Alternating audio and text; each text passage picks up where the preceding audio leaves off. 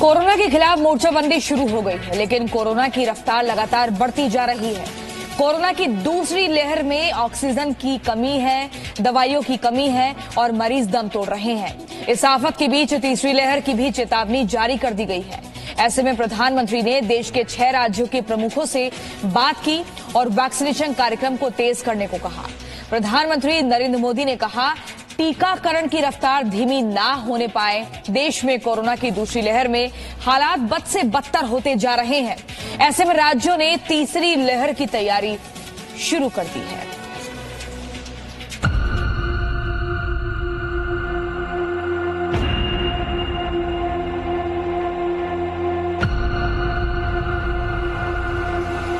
गर्मियों के साथ कोरोना का संकट और गहराने लगा है। देश में महामारी तेजी से पांव पसार रही है और मौत के आंकड़े बढ़ते जा रहे हैं। बचाव के साथ लोगों को वैक्सीन का इंतजार है। कोरोना से निपटने की रणनीति और वैक्सीनेशन पर प्रधानमंत्री मोदी ने राज्यों के मुख्यमंत्रियों के साथ एक बार फिर से मंथन किया। पीएम की बैठक में 2 मुख्य मुद्दों पर चर्चा हुई। पहला, जिन राज्यों में कोरोना के मामले तेजी से बढ़ रहे हैं, उनके रोकथाम पर चर्चा हुई।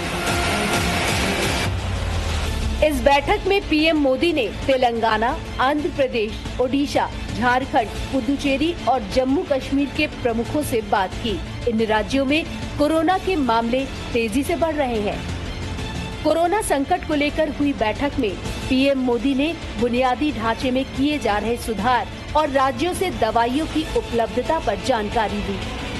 बैठक में पीएम मोदी ने राज्यों के साथ वैक्सीनेशन कार्यक्रम के रोड मैप पर चर्चा की। पीएम मोदी ने राज्यों को टीकाकरण पर जोर देने को कहा। चर्चा के दौरान पीएम मोदी ने कहा, टीकाकरण की रफ्तार धीमी न होने पाए।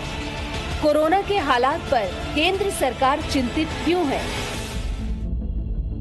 दरअसल कोरोना के मामले में देश भर में नए मरीजों का आंकड़ा 4 लाख से ऊपर है।